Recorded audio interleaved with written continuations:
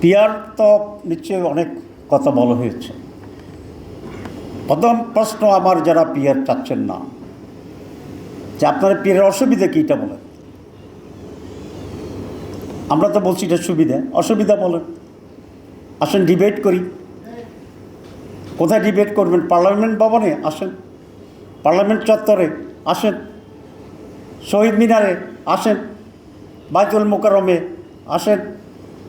শেষে আপনাদের জায়গাটার নামও বলি, ইঞ্জিনিয়ারিং ইনস্টিটিউটে আসেন। যেখানে আসেন, আমরা যাব, আমরা ডিবেটে অংশগ্রহণ করব, ডিবেট হবে। এবং ডিবেটে যদি আমরা ভোট বেশি পাই তাহলে আপনারা মানেন, আর যদি বলেন যে মানুষ এটা চায় না তাহলে আমরা উইথড্র করব। কথা তো পরিষ্কার, খোলামেলা, ঠিক আছে না? এটাতে আসেন। পিয়ারের প্রথম যুক্তি যে গত 54 বছরের ট্রেডিশনাল পদ্ধতিতে নির্বাচনে রাজনৈতিক দলগুলো সঠিক, সুষ্ঠু, অবাধ ও নিরপেক্ষ নির্বাচন করতে সরকার, ইলেকশন কমিশন, রাজনৈতিক দলগুলো ব্যর্থ হয়েছে।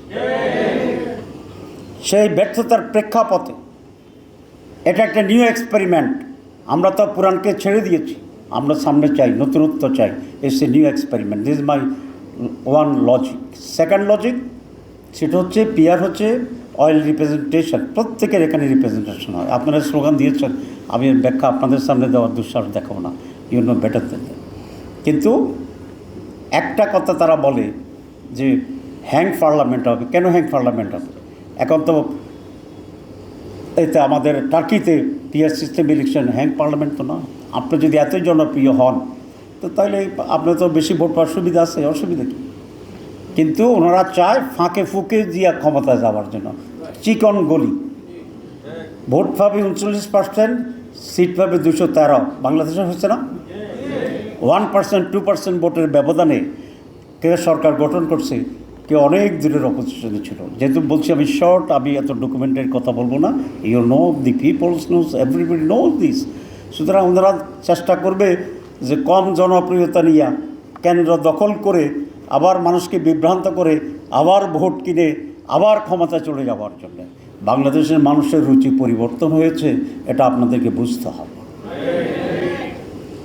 জনগণ এরকম চোরাবালির রাজনীতির খেলা ইনশাল্লাহ হতে দেবে না।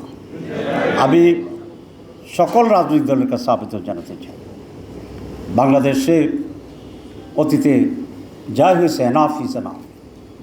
প্লিজ আসুন, আমরা সকলে মিলে পজিটিভলি নিজ পায়ে দাঁড়িয়ে এই বাংলাদেশকে কিভাবে গড়া যায় সেই ডিসকাশন করি। আমরা কিভাবে একটা অবাধ ও সুষ্ঠু সকলে মিলে নির্বাচন করা যায় সে নিয়ে আলোচনা করি, খোলামেলা আলোচনা করি। আমরা কিভাবে লেভেল প্লেইং ফিল্ড করা যায় আসেন আলোচনা করি। আমি আমাদের চিফ অ্যাডভাইজারকে অনুরোধ করব, আপনি যেভাবে নির্লিপ্ত আছেন একটা ভেজাল লাগাই দিয়া, এটা আপনাকে সেভ করবে না, বাংলাদেশকেও সেভ করবে না।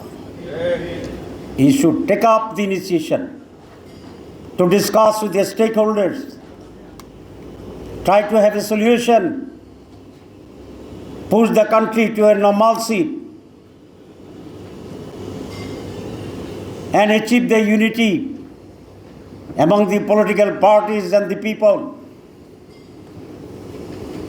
তাহলে জনগণের যে স্যাক্রিফাইস সেটি সত্যিকার অর্থে আমাদের অধিকার প্রতিষ্ঠায় রূপান্তরিত করার উপাদান হতে পারবে।